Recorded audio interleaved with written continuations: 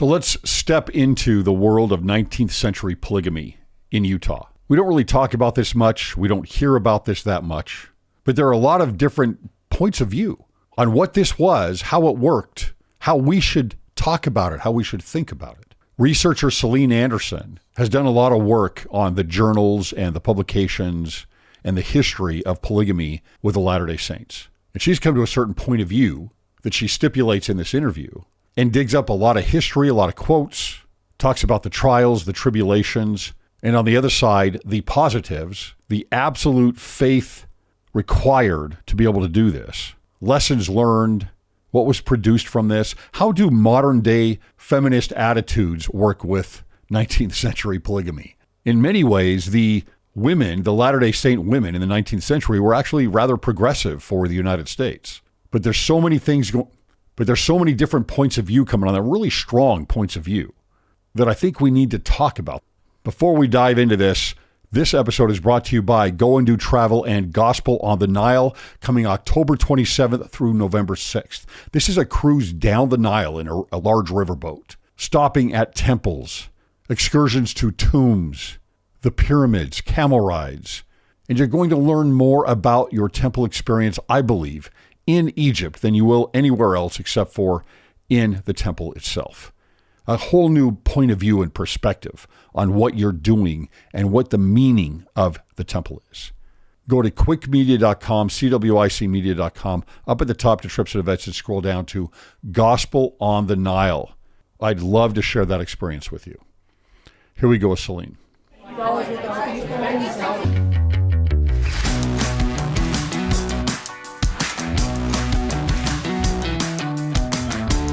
All right, welcome to Cwic Show. My name is Greg Mattson, and I am your host. In this episode, we bring back Celine Anderson to talk about a very plain and simple topic that nobody thinks about, polygamy and polygamy denial, not a lightning rod at all.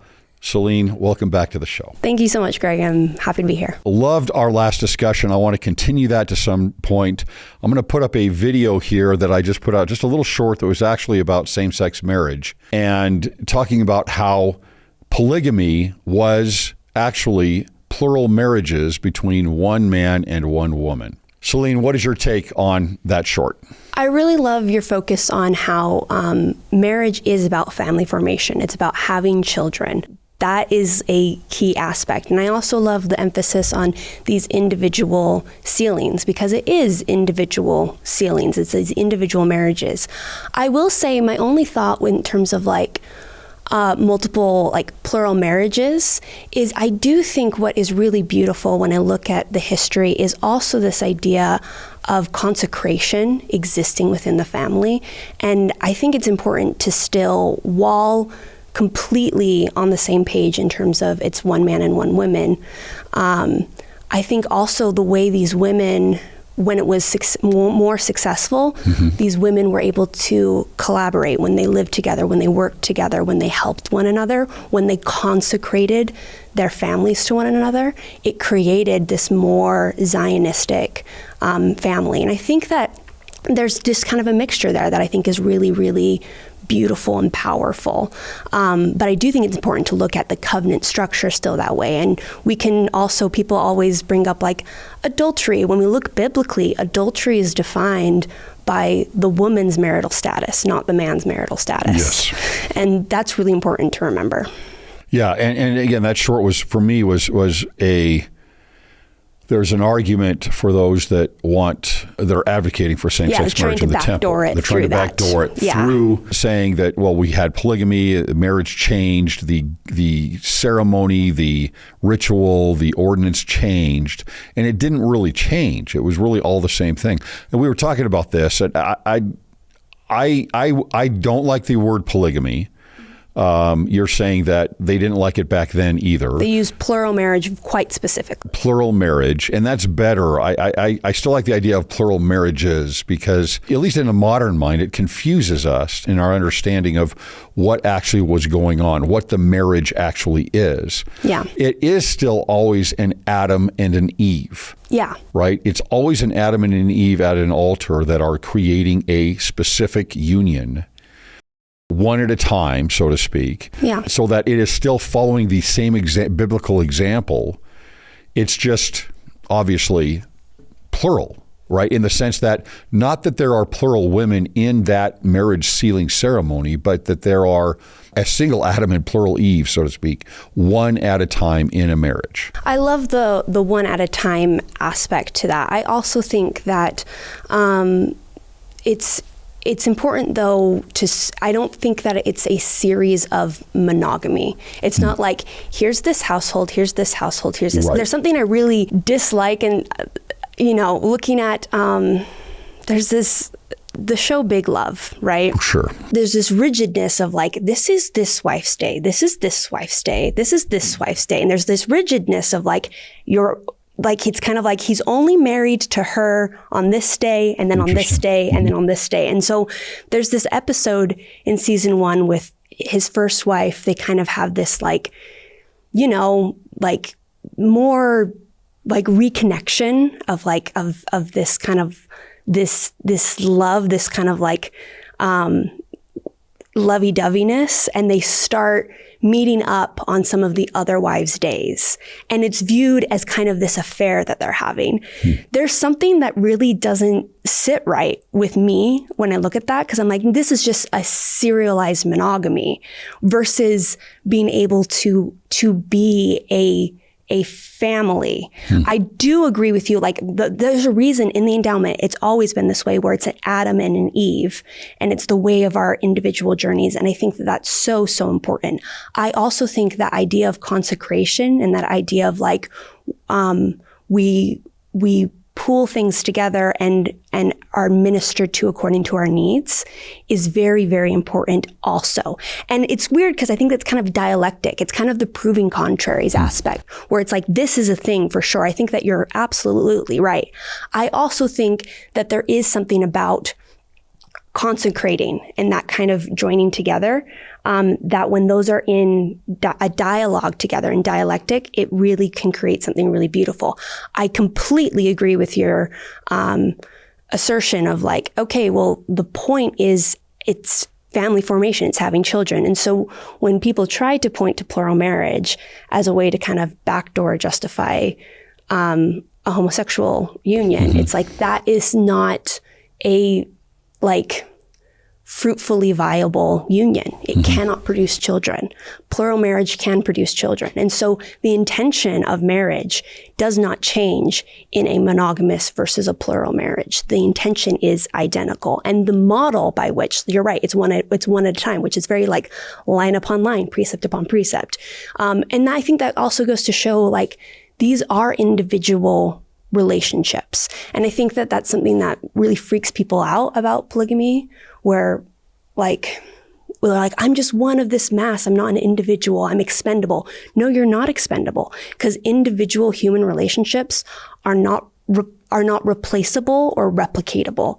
The relationship you have with an individual can never be replicated. And so the idea, I think it's really important that these are individual marriages, in the sense that these are individual relationships that are then consecrated together. And I think that that's like a really beautiful way of looking at it. Celine, for those that may not have seen our previous discussion, what is your background with this? What has brought you into researching so much into polygamy and with the Latter-day Saints, and to put you in a position where, in a sense, I'm not going to say that you're a polygamy apologist, but maybe a little bit. I don't know. How would you describe yourself? I would describe it that like, I view myself more as a theologist, and being able to examine plural marriage in terms of how it's incorporated into our theology. That's what I'm most interested in, which like, I guess can go into apologetics, but I'm more interested in like the cohesiveness of like, how does this circumscribe together? How do these contraries, find truth together? That's what I'm interested in. And the reason I got involved in this topic is I produced a short film that had to do with polygamy in the 1800s. And we're working on getting the feature made. And so because it was that topic and it was these women, I was like, I need to understand how these female characters would conceptualize their world? Like, what's their worldview? And so that's when I started digging into it, which was like, oh, that was like 5 years ago now.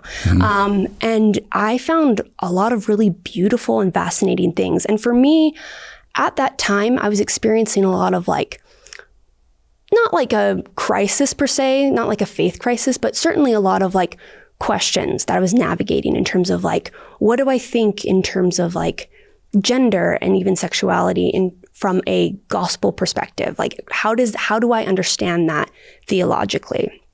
And for me, when I dug into the history and I read the voices of these women and how they understood the gospel, I was just blown away. And I was like, wow. And I found a lot of peace and a lot of answers that made me very, very comfortable and happy. And I was like, wow, I feel like I understand this. And then what happened is, as we're making the film, suddenly polygamy denial is like this giant topic.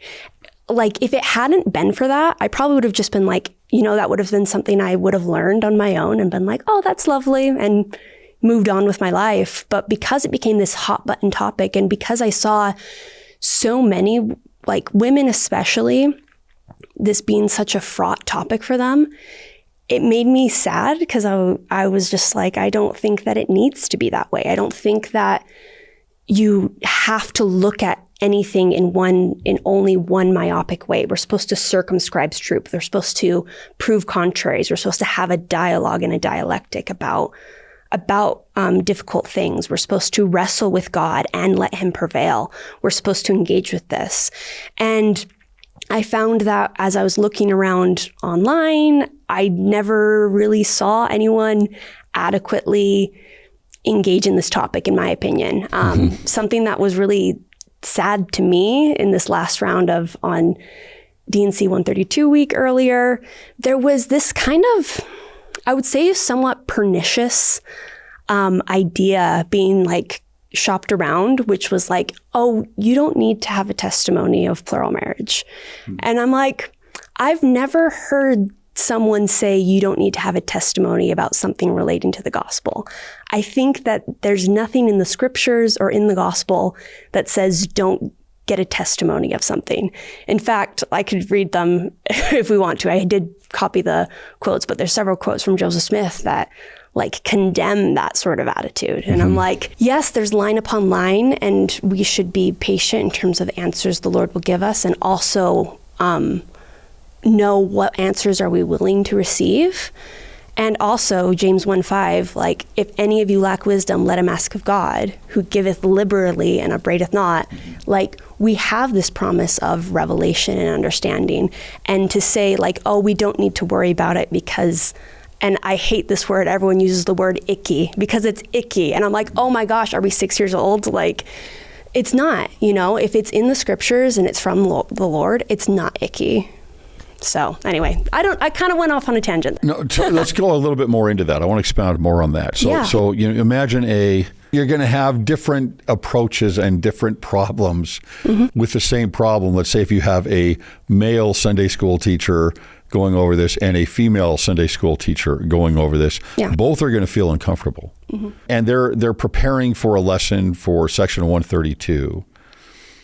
Some of the problems that you've covered before are that we have stuck our heads in the sand so much on polygamy, and I can understand why. I mean, we had to get away from it for legal reasons. Yep. Right? We were looked at as, those Mormons are a different race. They have horns. There's so much going on where we're like trying to separate ourselves from something now that we have separated ourselves from, but separating our history even. Yep.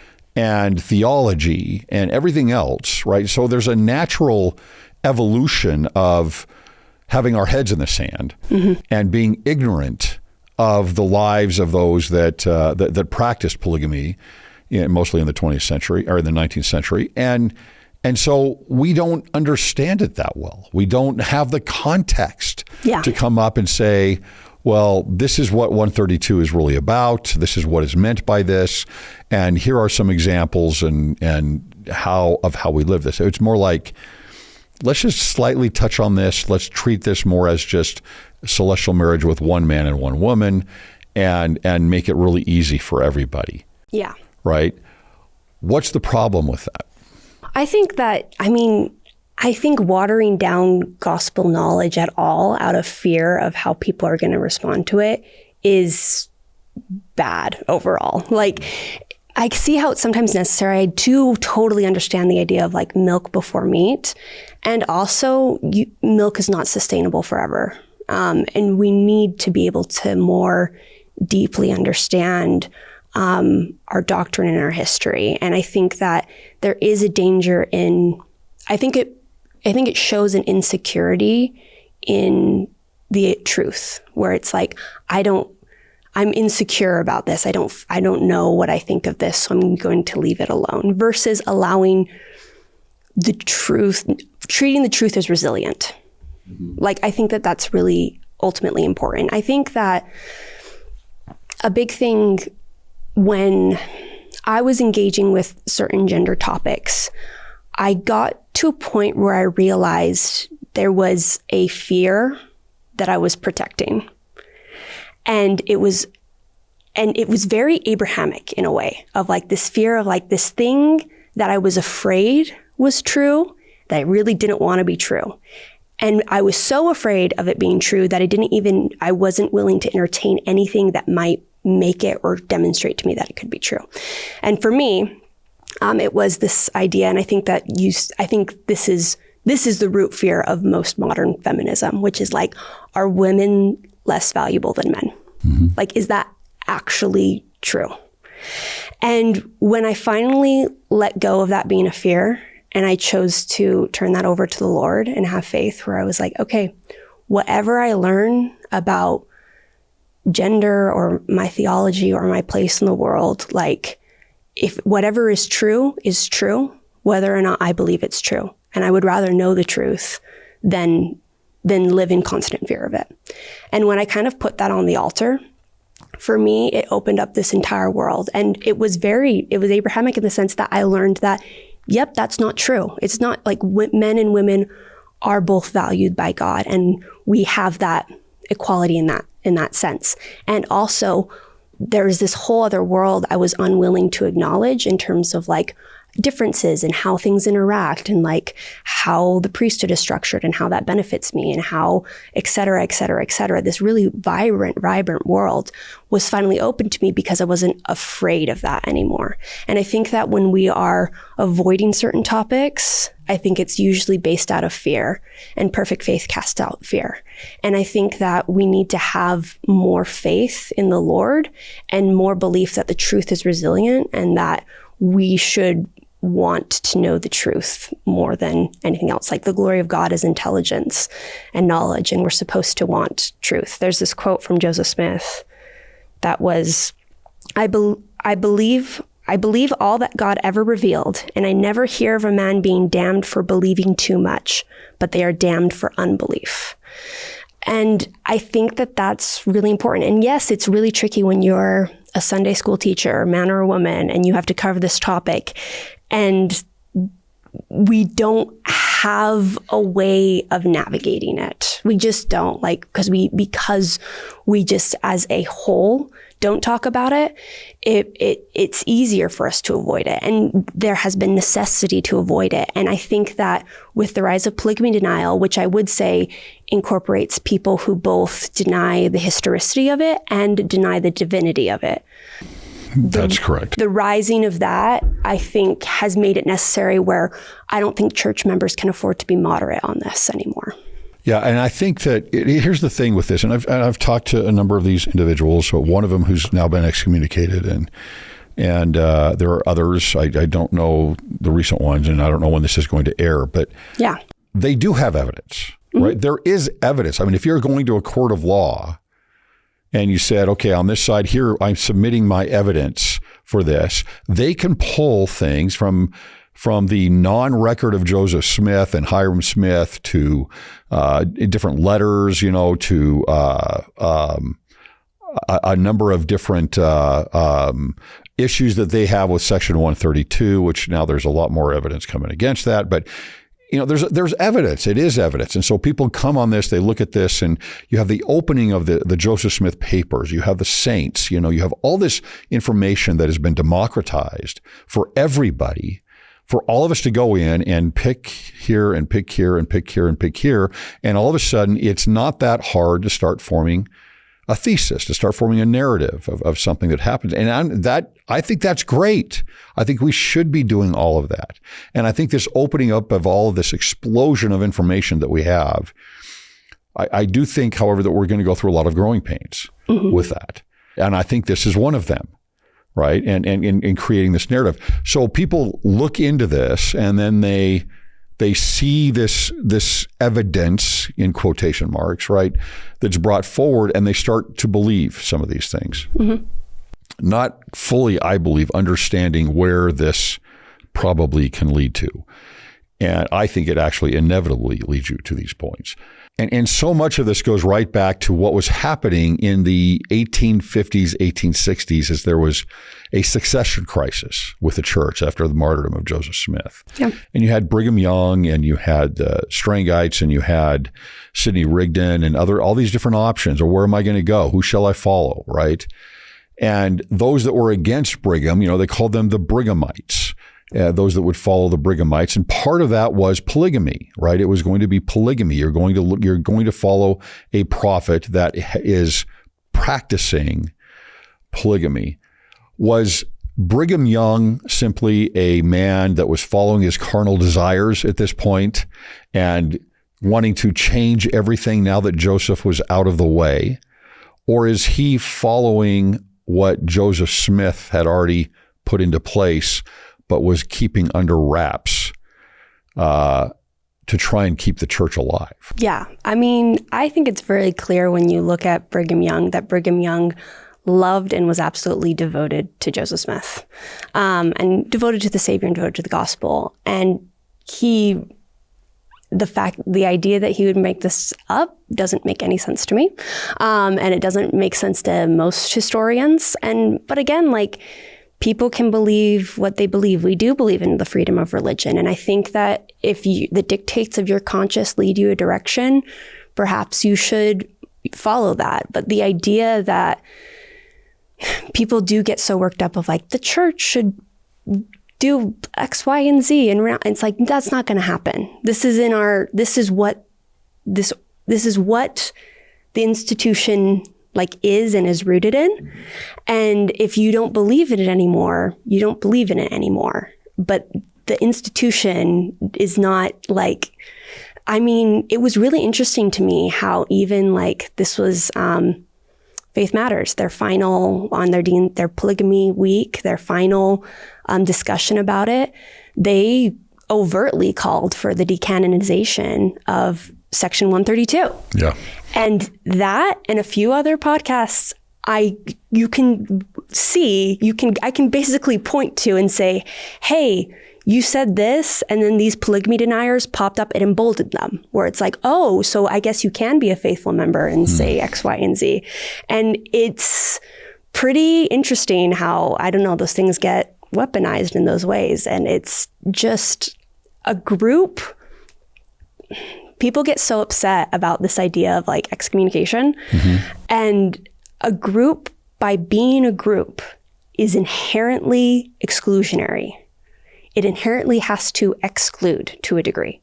Now, what I love about the gospel... Invite universally. Exactly. The gospel invites universally, and also there is a certain standard of you need to conform to the Lord. Now, the Lord also still loves variety. And there is a lot of room, and there's lots of I think it's really fun to read a debate in the Deseret News where Eliza R. Snow Smith is this is how I think resurrection functionally happens. And then Brigham Young like the next week is like, I don't think so. I think this is how resurrection happens. There's something very like Jewish Talmud. Yes. Let's talk. And I wish we had more of that, yes, actually. me too. I think that being able to look at something different ways, I think that's so beneficial and so beautiful. There's multiple topics in the church that we've done that with because we believe in like adopting this truth. And also, there are some things that are foundational. And if you are going against those things, it's like, this is not the group for you then in that regard. And that makes sense. And it's also very good because the ideological drift within groups is very hard to keep a handle on. And I'm actually very grateful that we have a mechanism of an excommunication because I look at something like Islam, which doesn't materially have a way of having an excommunication because it's like, well, who's going to do that? And it's like, as long as you declare yourself a Muslim. And so because of that, you have these extremist terrorists versus like probably normal Islamic people who are like, I'm not a terrorist. And they have no way of removing some of those people from who are speaking in their name. Yes. And I think that that's bad. I think that we want to have a mechanism of like maintaining the truthfulness of a group, like the core principles, the core articles of faith, the authority of the church, the priesthood authority. Like it's, again, it goes back to this proving contraries where we have a dialectic of things coming in dialogue with each other, where things are both flexible and things are solid. It's the liahona and the rod of iron, you know. You've done this before, talking about, I don't know, I wouldn't call them contraries, but you pull together plural marriage and consecration, or the law of consecration. Yes. Yes. Go over that for us. I think on multiple levels, the law of consecration, I think, is just really gorgeous. You know, it's like our, you know, final covenant, like the law of consecration, and this idea of giving all that we have and being able to become a Zion. I think it's really interesting how much, from a gospel perspective, in terms of like consecration and Zion and being of one heart and one mind, where it's this coming together in this perfect unity while simultaneously retaining our individuality. And that is like impossible, and yet through God it is possible. And I see that in the law of consecration, and I see that in plural marriage. And I think that when we look at, because like we don't practice the economic law of consecration, we don't practice the united order, you know, we practice the law of tithing and we still covenant to consecrate, and it just looks different than it used to, and that's fine, you know. But we don't typically have many issues with consecration and the idea of like, maybe we eventually will need to do that. Maybe eventually we'll all move to Missouri and live like most people, we can look at it that way and be like, that might happen. You know, it's kind of this like, is your heart prepared for that sort of question? And it's weird to me that we can't view plural marriage in similar ways, where it's like, there's these beautiful ideals. And yes, we can be critical about like, how does that practically look? Like, how does that become corrupt? How does that become a problem? Because like the law of consecration, it's very difficult to pull off. And being able, and looking at the plural marriage and being like, that's very difficult to pull off, therefore it can't be true. I'm like, okay, well then how are you approaching the law of consecration? How are you approaching any ideal? Like the gospel is about looking towards these ideals that the Lord gives to us, and also recognizing that we need to exist we are also in the world, you know, to a degree. And so there's so much that only God can make right. And so I think that why can't we look at plural marriage as a similar ideal? Like, is your heart prepared for that? Can you think about how that can actually bless your life? Because I do think that plural marriage has the capacity to greatly bless men and women, specifically women. And I think that when we focus on looking at it only one way of like, but I'll be sad if I don't have the constant attention of my husband because I only exist when my husband's paying attention to me, I guess. I just don't think that that's true, you know? I think it can be true, but I think that that's not what is ideal. And I think that we can engage with it in those ways. There's so many ways that people make themselves victims in a way that like I can't especially these days stand. Yes, especially these days. It becomes this new, I will be scrolling on Facebook and now my algorithm just pops them all at me because I like hate read them.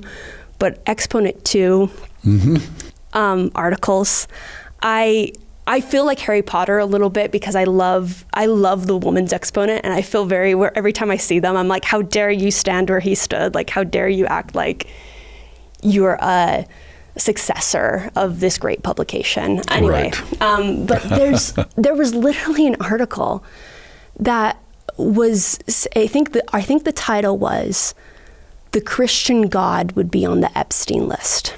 And what it's asserting is, You know what? I say wow at the same time I'm not surprised. I know. Like, it's like, okay, of course. And what it asserts that Mary's agency was violated in becoming pregnant with the Christ child.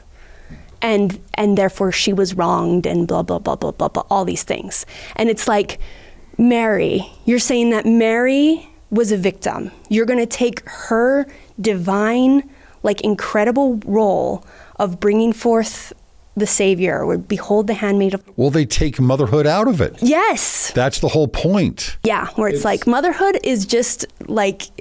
Women want to be mothers, actually, usually. Sure, yes.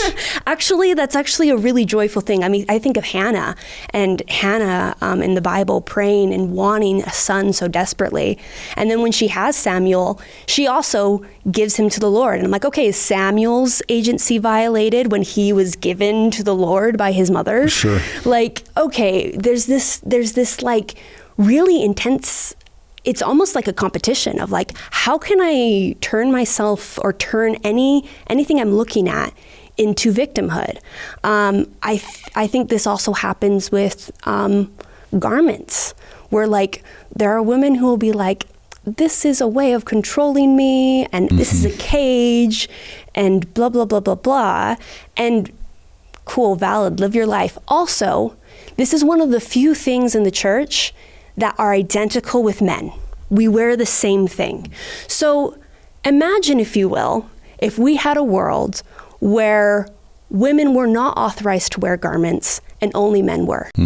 Those exact same women would be like, why can't I wear them? Why can't I? Oh, it's just the priesthood thing. Yes. Yeah. And so it's like you can look at anything and become a victim in any circumstance. It's like the veil. It's which we've changed in the temple. I wish we didn't, and it has nothing honestly. to do with misogyny. But it's you have the whole thing in Paul where about praying, and women put the veil on for the praying, and a lot of Catholic women still do that. In fact, that's a big resurgence in prayer veils with Catholic women right now. But it's the same. It's just how you look at it. For example, women and men sometimes wear hats, right? If a woman walks into a chapel, she doesn't remove her hat, but a man always needs to remove his hat. Is he a victim? Is he being, right? Or if you're doing the Pledge of Allegiance, a woman doesn't remove her hat, but a man does, right? Why does a man have to do that? What is going on? You know what I mean? It's just, exactly. How am I going to twist this into victim and oppressor? Yes. And I think that there's so much more to be had by looking at things of like, how can I recontextualize and look at this in a way, from a view of like empowerment, honestly. Like, I think that I see the same thing with Heavenly Mother. You know, you have so many, because there's limited information about her, especially exmos will go like, well, this is what it means. It means that she doesn't have a voice and she can't do anything and she's separated from her children. And it's like, there are literally so many other ways we can look at this. We can look at this in terms of, this is a side example I'll often bring up, but with fathers and mothers, mothers gain the best like hormone release when they're like comforting their baby, you know? And it's like, oh, like, let me spend time with you. And fathers have this hormone release. I don't know if I brought this up before. Anyway, have this hormone release when they're playing with their child. And this is also in children. When children want comfort, they go to mom. And when children want to play, they generally go to dad. It's hormonally true. Mm-hmm. And part of the theory of this is that men, like fathers, teach the child how to be away from mother. And since this is a place for us, the earth is a place for us to be, you know, tried and developed. Like, could this not be conceived as like an afternoon in the park with dad while mom is doing other things, you know? Like, whatever, it's a big universe, you know, lots of eternity. Right. And that might not be true, but it could be true. And so the fact that like we're not willing to be flexible about like, hey, what are some other ways we can look at this? Is just baffling to me, because there's so many beautiful ways to conceive of things. Well, and we can't handle it, honestly. Yeah. We just can't handle it. I think it's, I go back and I look at a lot of times, you know, have you studied much about the Deuteronomists and anything about that? I don't think so. I'm not super familiar. So in the time of Lehi, there is mass apostasy. There's a group of theocrats that have pretty much taken over. They're called the Deuteronomists. And there is, within the church also, there is a growing feeling that, okay, well, before the Deuteronomists came in, there was a worship of a heavenly mother. Mm-hmm. In Judaism, I mean, they've got little Asherah dolls and jars and different things all over the place. But in Jeremiah, it talks about the women making cakes to Asherah, right? But there is a divine feminine. Mm-hmm. There is a heavenly mother, right? But are the women treating this in a way that is inappropriate? Yeah. And divisive, right? And that's what I think is happening, whereas a lot of now LDS scholars will say, no, they're just, this is a normal heavenly mother worship type thing. Saying, no, I don't think so, because when you look at the pattern of unveiling a knowledge of a heavenly mother, it always ends with problems, right? It's like we open up Pandora's box and we can't handle it, and we end up with people praying to Heavenly Mother, and I'd rather pray to her because she's more understanding of me, right? Or whatever it might be. And it's like they're one, so. Yeah, and you can't, it just splits everything. And anyway, it's always interesting to me when those things are looked at. Polygamy is the same kind of thing, right? It's so interesting that you bring up that. So I am familiar with that history a little bit. And like, again, there's another way to even look at that where this was more in kind of like some esoteric texts, but I was reading or hearing someone talk about this like on some random YouTube video where it was talking about in the terms of like the scattering of Israel, that in this moment, this kind of like divine feminine figure went away with the scattered tribes. And so part of the desperation of like needing to regather Israel is to rejoin this masculine and feminine force. And so there was kind of like this idea of like, oh, that's very interesting in terms of like this scattering, and perhaps the Heavenly Mother being like, I'm going to go with my scattered children to gather them back to the Father. And when when they are gathered back in, then the Heavenly Mother can rejoin. Rejoin, right. Which is like, that might be wrong, that might be right. That's also like a beautiful way of looking at it, where it's like, hey, we like pre-scattering, maybe there was something going on there that was good. Maybe it wasn't, who knows? You know, like there's definitely different ways to look at it, but maybe this is something that's mechanically happening, and that's part of like a symbol of why it's so important to gather Israel, that like the family, like the covenant people, the family, the entire family, heavenly family unit is not one, like can't be together until we are gathered back together. Anyway, that might be nothing, but it's an interesting way of looking at it. Well, it's an interesting way of looking at it, and it's a way that is not victim oppressor. Yes, exactly. That is like, you don't have to go there with everything. The patriarchal order. Yes. So I just did an interview yesterday do you know who Hannah Stoddard is? Oh, yes. I've never met her, but I'm familiar with her. Okay, so we've talked about the patriarchal order, and it's a hot topic. How would you include, exclude, what role does the patriarchal order play in, let's say, 19th century Latter-day Saint polygamy? Yeah. Well, okay. Well, I think that all Abrahamic religion is inherently patriarchal, just in its establishment. Just Abraham, it's established as a patriarchy.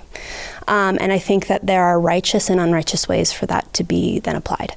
And I think that what's really beautiful about 19th century, like polygamy and men and women in the church and feminism, is like there is this degree of feminism that exists within the body of the church. Like you have Joseph F. Smith talking. So give me for semantics purposes, what do you mean by feminism? What I mean by that is specifically the idea that women's position, is in need of a restoration to what it is supposed to ideally be. Okay.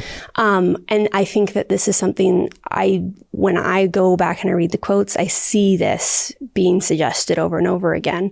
This is George Q. Cannon is like, as the generations roll by, nobler types of womanhood will be developed until she stands side by side with man, full of that queenly dignity that makes her able to be his equal rather than his inferior. And this idea of, within the dispensation of the fullness of times, this idea of curse removal. I don't think that means the removal of a patriarchal order or in terms of how the priesthood functions. I think that it becomes a dialectic where it's like you have this degree of feminism from a specific, and that's something I want to reclaim from the way that secularists and antinatalists have taken it. The biggest problem with especially modern feminism is it cannot factor in motherhood. And motherhood is absolutely essential. Like that is something that it is unusual for a woman to not want to be a mother. Like that is a natural instinct, that is a natural capacity, and that is beautiful. And also women have capacities beyond and life roles outside of that too. And both can be true, right? So I'm very passionate about reclaiming those ideas.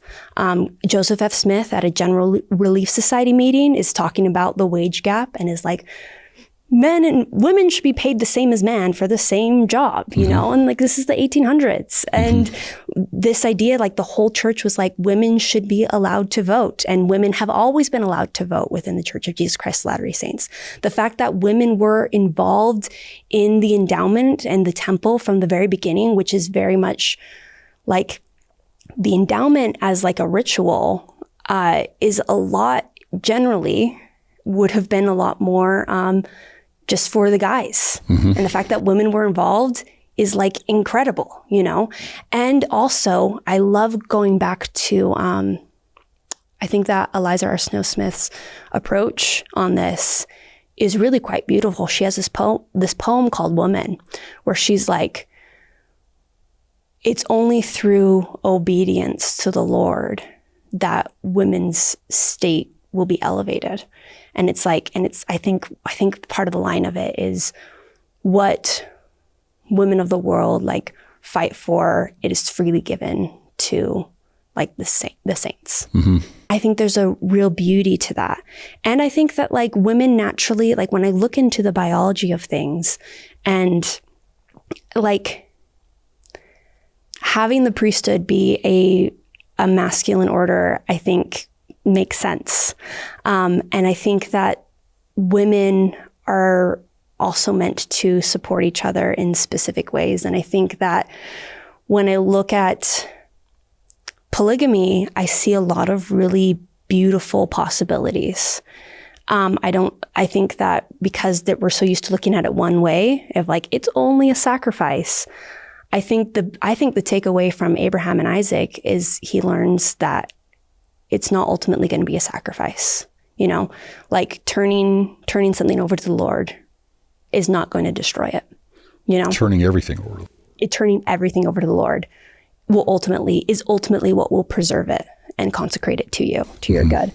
And so I think that it becomes this like proving contraries, where it's like, how can you be both feminist and patriarchal? And it's like, I think that the gospel inherently does that. And again, so if I were to say your idea of feminism, it would be like the path by which women can fully realize their divine potential and identity. Yes. Yep, that's how I would for sure say it. Yeah. Okay. So this dialectic, right, pulling these things together. Yeah. What are the divine the divine feminine characteristics and development that a woman would have in a polygamous relationship? I think that women are meant to support other women. So here's an example. So there is when we look at the intelligence, the IQ of a group, there are a few predictors of like what makes a group more intelligent. And one of the distinct markers of that is how many women are in the group. That the more women are in a group, the more the collective intelligence of the group increases. Now, this is also different from the male variability hypothesis. Men and women have identical average IQs. However, the spread of the IQ difference is different. It varies. A lot of really smart men and a lot of really dumb men. Yes, exactly. And so when I look at those facts and I combine them, I'm like, that's very interesting, where it's like if you have a highly intelligent man with a group of women, like that seems like the most intelligent group you can get, a little bit, like that in my opinion. And I think that creates a lot of like beautiful things. I think that when we look at the idea of hypergamy, which is another, that's a whole other conversation, but women the reproductive relationship is asymmetrical. Women take on more risk in reproduction than men do. Therefore, women have more to be concerned about. That's why, like in the secular world, casual sex is totally fine for men, and it's really, really damaging to women, psychologically and physically, like if there is a pregnancy. And I think that in terms of safety, I mean, there's plenty of the deepest fear a woman has in her reproductive relationship is he going to abandon me? Am I going to be left alone with the most vulnerable state I've ever been, which we see happen, I mean, I think there's some celebrity, I see on Twitter, I can't remember, but like some celebrity, like this woman had these twins and they have some sort of disease or they have some sort of like chronic long-term situation, and he has abandoned her to deal with that by herself. And it's like, that's crazy, And I think that when there are more women, I think that creates more insurance. I think it's really interesting when you look statistically in terms of like a cancer diagnosis or some sort of long-term medical condition, men are more likely to leave their wife if she's diagnosed with that than women are to leave their husband if he's diagnosed. And so in terms of certain ideas of caretaking, I'm like, I think that's a problem. We also know that, like in terms of looking at, this is like literally studied, and you can say it's only socialized, but I have a hard time saying anything is only socialized. I think that there's mixtures. A woman can look at a room and be like, it's dirty, and a man will look at the same room and be like, it's clean. And this is statistically like a true experience, that women have a higher standard than men do. And so in terms of like household duties, it's very, very difficult to, this kind of ideal of like men should just contribute equally to the household is not realistic biologically. And what helps is a woman. I mean, there's so many working women that I have met or heard from that have literally been like, I need a wife. Like, and they say this like facetiously, like, but they know what they mean. They're like, I need my own helpmate. Because I think it's interesting that Eve is presented to Adam as as a helpmate.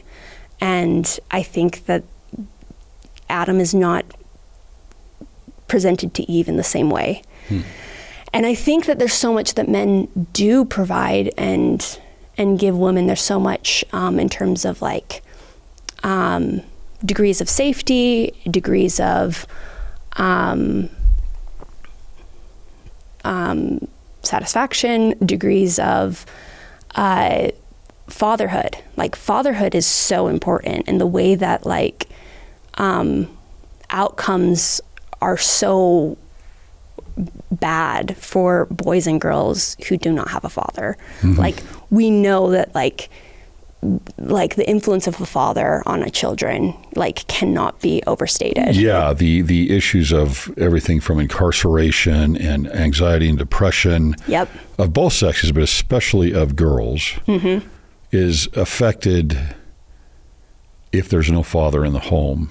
And sometimes zero effect if there is no mother in the home, actually. Yeah, which is very interesting. And I think that shows like there are costs and benefits to being a woman and to being a man. And what's something that makes me really sad kind of currently is I feel like women will often be very dismissive about men's pain.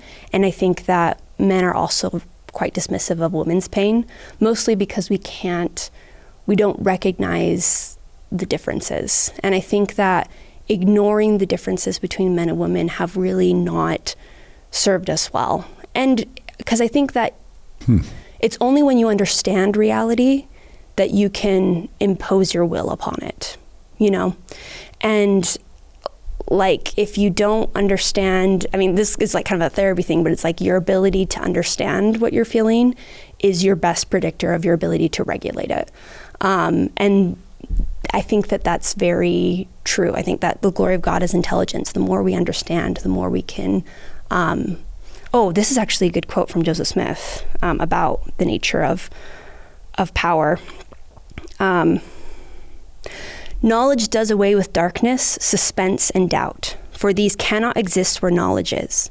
In knowledge there is power. God has more power than all other beings because he has greater knowledge, and hence he knows how to subject all other beings to him. He has power over all. A man is saved no faster than he gets knowledge, for if he does not get knowledge, he will be brought into captivity by some evil power in the other world, as evil spirits will have more knowledge, and consequently more power than many men who are on earth. Hence it needs revelation to assist us and give us knowledge of the things of God. Like, we are supposed to gain knowledge, and we're supposed to search from that like aggressively from the Lord, like in terms of wrestling. We are supposed to be wrestling that from God and letting him to prevail. It's this dialectic. And it's only when we understand these realities that we can do anything about them. And I think that we've done a major disservice to men and women by ignoring the realities of gender and sex. And I think that it's important to engage with those things, not to make it like more rigid. Again, I don't think that needs to lead to rigidity. Like when we say rigidity of defining gender, or no, defining like what that then necessarily means. So for example, we can being able to say men are taller than women. That doesn't mean there aren't a lot of women who are taller than a bunch of men, because these are bell curves, right? And so when we can understand that and accept that and move along with that, we can adapt with that, you know, where women like want to be mothers and like ought to be mothers, and also like children really probably shouldn't be in daycare until after the age of 3, because they need to get that stability of like a primary caregiver. And also women have capacities beyond motherhood and that have life callings with that. And so it's like, how can you make those things exist? And it doesn't necessarily need to be economic. I mentioned this last time, I get the criticism of like women working for its own sake. Also, financial abuse is a real thing. And so it's like, how does a woman avoid being financially abused by her husband if she has no capacity for earning? Well, polygamy might help with that, but that's neither here nor there. like there is a benefit in terms of like the power checks and balances that come with plural marriage. I think that it's quite impressive, like, because a man can just overpower a woman, generally speaking. It's a lot harder when there's 2 or 3 or 4 women.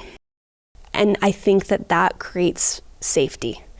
And I think that we are so caught up in like the insecurity that comes around with polygamy, where it's like, what if he likes her more than me?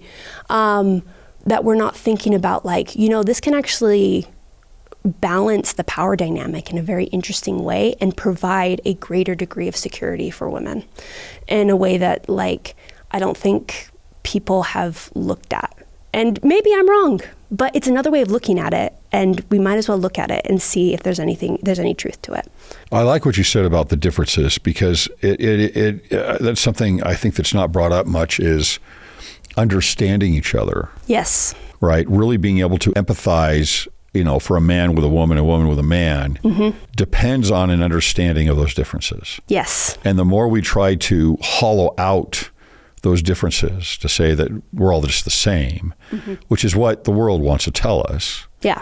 Not just the empathy, not just the understanding, but I'd say the beauty of those differences. Yes. Is lost. Yep.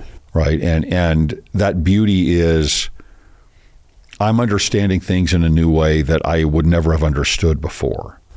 Right? Or I'm getting anchored in a certain way that I never could have been anchored before. Or, you know, that bridge that becomes stronger and stronger is more valuable than you being, for example, exactly like me. And what's the point?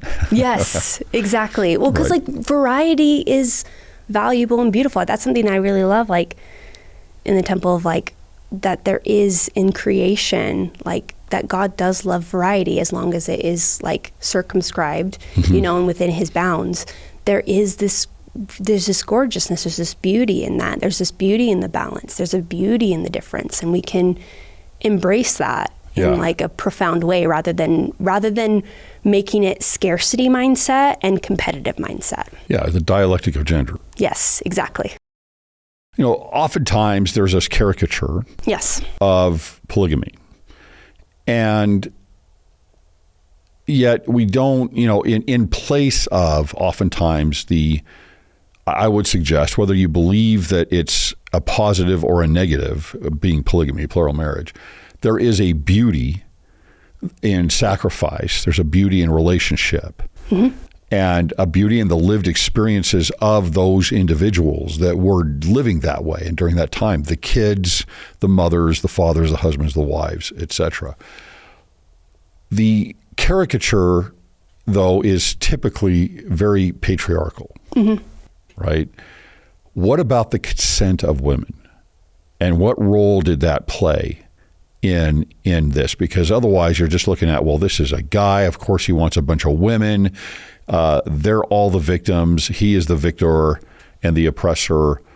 What about the consent of the woman? Yeah, so I think that it only works when the woman's consent is being treated with the utmost like respect. Like that's what matters. And there's many reasons for this, because let's look biologically. Women, because of the nature of reproduction, women are more sexually selective than men are, because they have more to lose. There's less that men will give economic investment, which is not a small thing for sure, but they can also choose to not do that, you know, which is why casual sex is very easy for men to engage in, psychologically and physically. Women have a lot more to lose. And so there needs to be like, women are more selective, like thus hypergamy. And like we also know that men are typically more open to multiple women. So for example, this is like, I think I might have brought this up before, but a woman surrounded by 5 men who want something from her sexually is in a nightmare. You know, a man surrounded by 5 women who want something from him sexually, like he's in a temptation, perhaps, but it's not a scary situation for him, and it's not a threatening situation for him. And if he was allowed to, typically it's going to be a pretty good situation, you know? And so women's consent is necessary, especially if we're going to look at, okay, so if it's patriarchal, right?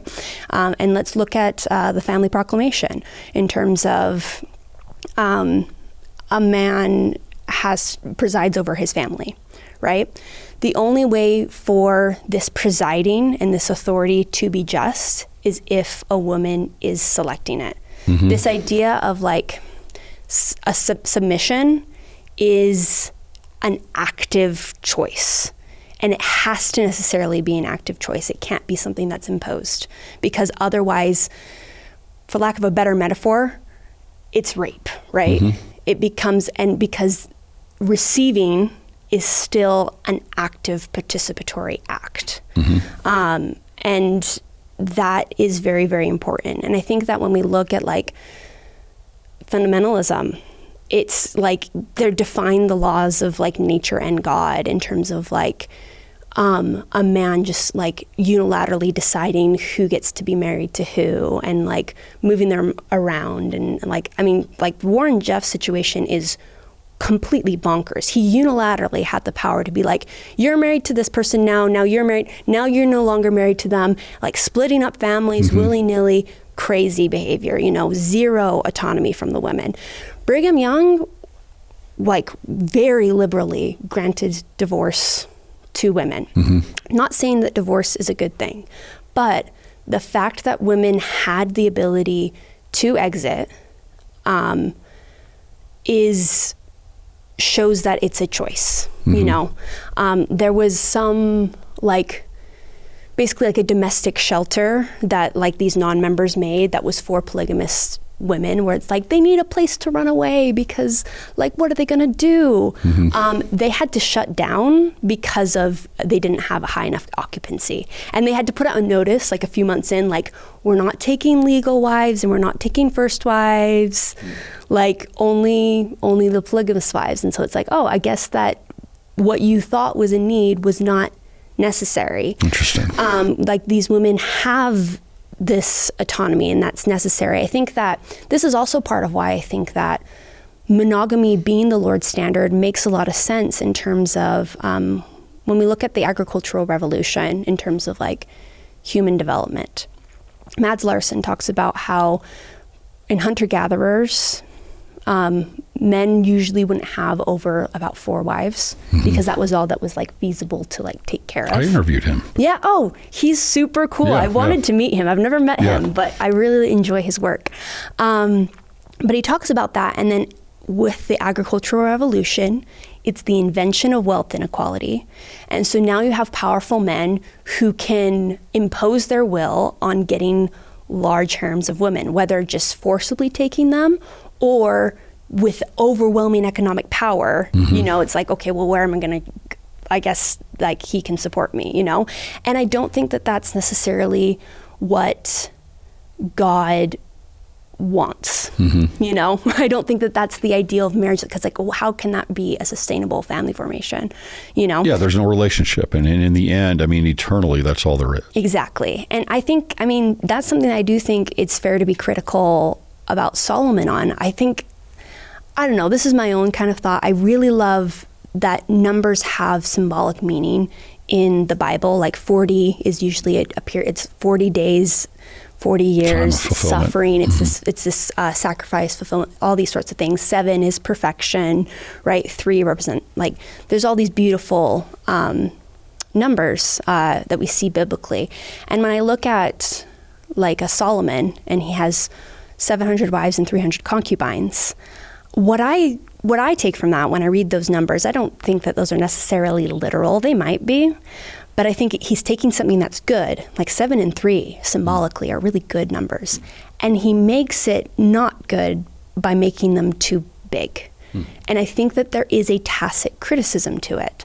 Even though like it was permitted, I think that there's a degree of like, that was maybe a bit too much. And I think that this idea of just because we as Latter-day Saints didn't create a limit doesn't mean that there is no limit. I see like people will talk about men can have infinite wives, and I think that that's silly. And when I look at I see limits pop up, and like, this is in Islam, this is suggested in Jewish writings, and often 4 continually pops up, which I personally find interesting. I find that symbolically interesting, but I could be wrong about 4 being ideal, but I think that there's interesting things about that, and it's worth looking into. And I think that, anyway, all that to be said is there is this idea of like this, if you're going to be submitting and allowing this man to patriarchally lead your family, you have to have the autonomy to select him. And I think that that's important. I think that's a degree of trust, and then that shows that. And then there's also a balance of the rights of the priesthood can only be ruled by like love and righteousness, like no unrighteous dominion, right? And I think that women also have their ability. They shouldn't also be unrighteous in their own dominions as well.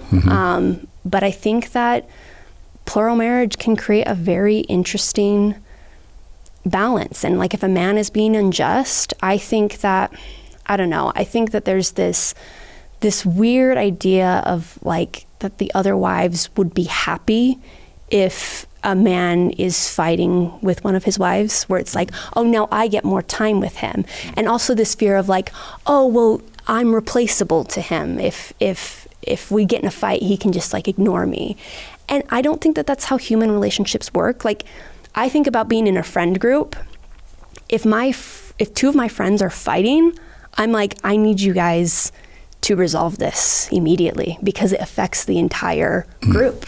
And you love both of them. And I think that when there is this segmentation of like women not loving and supporting one another, then it doesn't allow it to functionally be ideal, you know? Anyway, I don't know. That was probably very wandery. I don't even know if I answered that. It's good.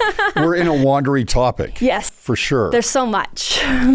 Let's finish with this. Okay. You've been around film a lot. Yes. You've produced a film on, I don't know, call it on polygamy, but about a polygamous family. Yeah. If you were to create a film and you wanted to have a message to it, to, let's say, Latter-day Saints. Yeah.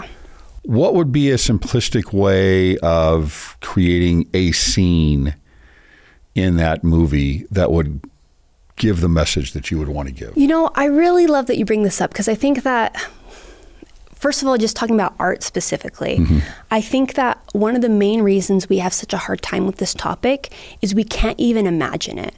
Like, can you think of any painting or any song or any movie or anything that has depicted plural marriage it's all deliberately removed? Yes, that's not like fundamentalist or something, you know, like there's the only painting I can think of that deals with like Joseph Smith's polygamy at all is the one where Emma has burned section 132 and is like staring at him, and he's like looking at the ground. And that's the only painting I can think of. And I don't think that is helpful. You know, I think that when we can imagine something, then we can play with it. You know, we need to be able to like engage with what ifs and think about it and play with an idea in order to like not be afraid of it.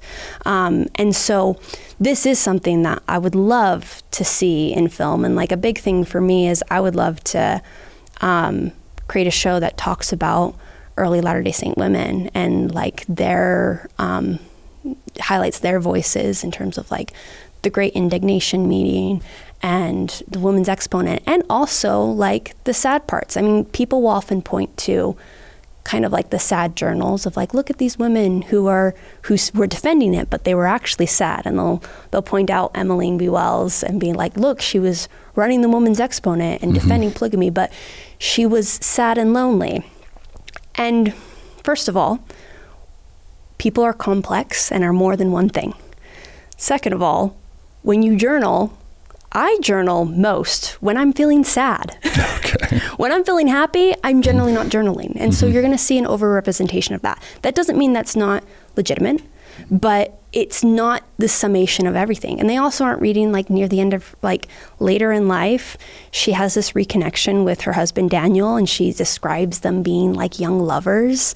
And she sounds almost giddy. And it's kind of like this really beautiful, I look at that and like, what a beautiful arc that I would love to see in a film where you can like really engage in these nuance. A show that I really, really love is called Mrs. America. And what the show as a subject deals with is the Equal Rights Amendment in the 1980s. And it follows these women who are both pro and against the ERA. And it does a masterful job really engaging with these women as individual characters where you understand why they're doing what they're doing and like what they're thinking about and what their worries are. And it allows you to engage with so much nuance where you're like, I understand these different women and like what their priorities are and also like and how they come in conflict with one another. And I would love to create a show like that deals with like women's suffrage and polygamy and these issues, because I do think that they are nuanced and complicated. And I think when you actually are willing to engage with it and let it speak for itself, that's when you can really allow the truth to come out. Because if you approach art as like, I'm trying to say this, it's just a didactic tale. And I'm not really into that kind of art. I'm into art that allows you to really explore and ask questions and empathize and see things in different ways. And I think that that's when you can really, that's when your heart can really be impacted by something, when you're able to like see an individual and be like, I understand how complicated this whole thing is. And it allows you to draw more conclusions. And so I would love to create a piece of media, a film or a TV show that really engages it in that really beautiful, nuanced way where we can really understand the full complex breadth of these characters and their religious motivations, because I think that's beautiful. Well, maybe one day you will. Maybe I will. I hope so. Well, Celine, thanks so much for coming on the show and appreciate your bold voice. Thank you. There's not many in this space, so and maybe we'll do it again. Yeah, absolutely. Thank you so much. Appreciate it.